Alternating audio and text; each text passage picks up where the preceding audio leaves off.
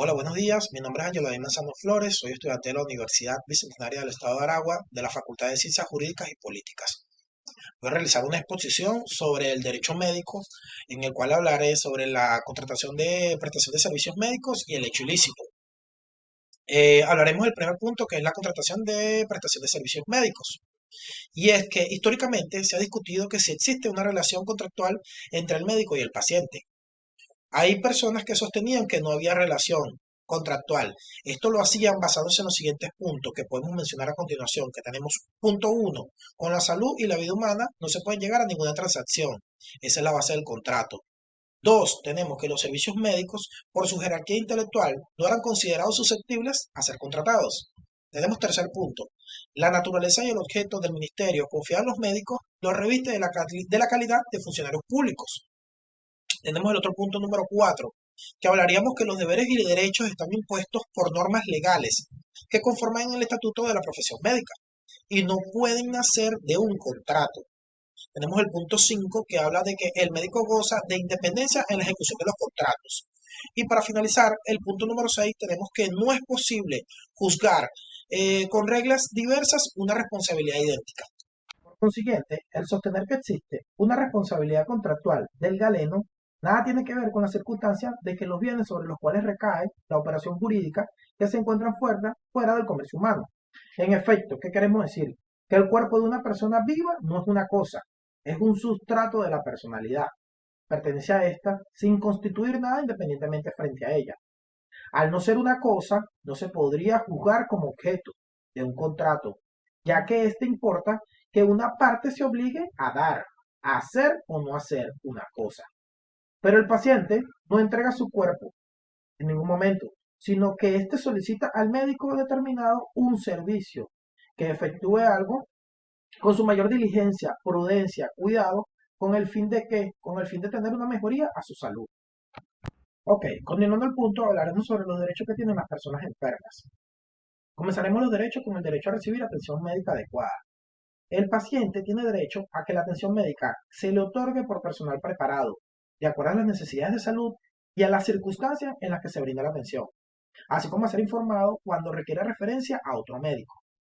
Tenemos el derecho a recibir un trato digno y respetuoso. El paciente tiene derecho a que el médico, la enfermera y el personal que le brindan atención médica se identifiquen y le otorguen un trato digno, con respecto a sus condiciones personales y morales, principalmente las relaciones con sus condiciones socioculturales, de género, de pudor a su intimidad, cualquiera que sea el padecimiento que presente y que se haga extensivo a los familiares o acompañantes. Ok, continuando los derechos, hablaremos sobre lo que es el derecho a recibir información. Esta debe ser clara, oportuna, veraz. El médico tiene derecho a que el tratante le brinde información completa sobre el diagnóstico, pronóstico y tratamiento. Siempre debe expresarse de forma clara y comprensible. Se debe brindar oportunidad con el fin de favorecer el conocimiento pleno del estado de salud del paciente y siempre sea veraz y ajustada a la realidad. Tenemos el derecho a decidir libremente sobre su atención. ¿Qué quiere decir esto? Que hay derecho a decidir con libertad, de manera personal y sin ninguna forma de presión. Aceptar o rechazar cada procedimiento diagnóstico, bien sea terapéutico o con el uso de medidas extraordinarias de supervivencia en pacientes terminales. Tenemos el derecho a otorgar o no consentimiento. En los supuestos que así señale la normativa, se tiene derecho a expresar su consentimiento, siempre por escrito, cuando acepte sujetarse con fines diagnósticos o terapéuticos a pacientes que implique un riesgo. Okay, continuando los derechos, tenemos el derecho a ser tratado con confidencialidad. El paciente tiene derecho a que toda la información que exprese el médico se maneje de estricta confidencialidad y no se divulgue más que con la autorización expresa de su parte, incluso la que derive de un estudio de investigación a la cual se haya sujetado de manera voluntaria, lo cual no limita la obligación del médico de informar a la autoridad en los casos previstos de la ley. Tenemos el derecho a contar con facilidades para obtener una segunda opinión. El paciente tiene derecho a recibir por escrito la información necesaria para obtener una segunda opinión sobre el diagnóstico, pronóstico o tratamientos relacionados con su estado de salud. Continuando, tenemos el derecho a recibir una atención médica de urgencia. Cuando está en peligro la vida, un órgano o una función, el paciente tiene derecho a recibir atención con urgencia de un médico. en cualquier establecimiento de salud. Este puede ser público o puede ser privado. ¿Con cuál propósito? Este sería el propósito de estabilizar sus condiciones. Tenemos el derecho a contar con un expediente clínico. Todos los pacientes tienen derecho a que el conjunto de datos relacionados con la atención médica que reciban sean asentados de una forma. ¿Cuál tipo de forma? Debe ser veraz, claro, preciso, legible y debe estar completo en un expediente. Este deberá cumplir con la normativa aplicable y cuando se solicite obtener por escrito un resumen clínico, verás de acuerdo al fin requerido. Ok, continuando la exposición, hablaremos lo que es el hecho ilícito. El hecho ilícito es todo lo contrario a lo escrito en un ordenamiento jurídico vigente. Este es generado por la intención, la imprudencia, impericia, negligencia o mala fe, abuso del derecho e inobservancia normativa de una persona. Esto va en contrapartida, es una responsabilidad civil a favor de otra persona, perjudicando o no a una víctima. En pocas palabras, el hecho ilícito es una conducta antijurídica, culpable y dañosa que impone a su autor la obligación de reparar daños. Esto es, ¿qué es esto? Que propicia una responsabilidad civil. O dicho de otra manera, el hecho ilícito es la violación culpable de un deber jurídico que causa un daño a otro y que responsabiliza civilmente. El hecho ilícito constituye un hecho culposo e injusto que causa un daño, por lo que cualquier acto ilícito que ocasione o que depare un daño a cualquier otro sujeto de derecho debe conllevar al nacimiento de una consiguiente obligación de reparar o de indemnizar un daño. Esto está establecido o tipificado en el artículo 1185 del Código Civil venezolano, que establece que el que con intención o por negligencia o por imprudencia ha causado un daño a otro está obligado a repararlo.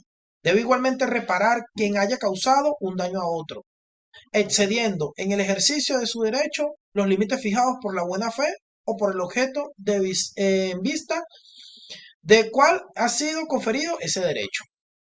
¿Cuáles son los elementos esenciales del hecho ilícito? Los elementos esenciales del hecho ilícito son el daño, la culpa y la relación de causalidad. Tales requisitos son concurrentes y constituyen los elementos de la responsabilidad civil por hecho propio, referidos por la jurisprudencia. De allí que se afirma que para que mediante un acto ilícito debe concurrir un elemento objeto, que sería la violación de una orden legal, el elemento subjetivo, que sería la voluntariedad del acto, ya que sea imputable por dolo o culpa. Y tenemos el elemento externo o material, que sería en este caso el daño. Ok, para culminar la exposición hablaremos sobre las responsabilidades. Y es que se alude a las clases de responsabilidades extracontractuales para distinguir entre responsabilidad subjetiva y responsabilidad objetiva con base a la existencia de la culpa o al margen de esta, respectivamente.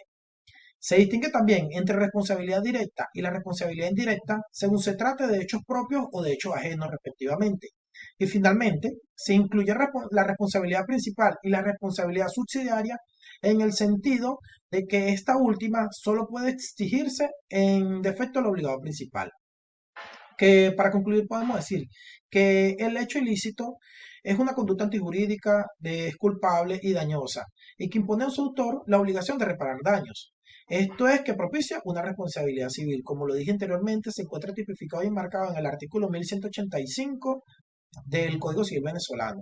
Cualquier duda o información, hacerla saber mediante un comentario en el video o también pueden escribir a la página de Zonas Estudiantes de la Universidad Bicentenaria del Estado de Aragua. Me despido, mi nombre es Ángelo Aymazano Flores.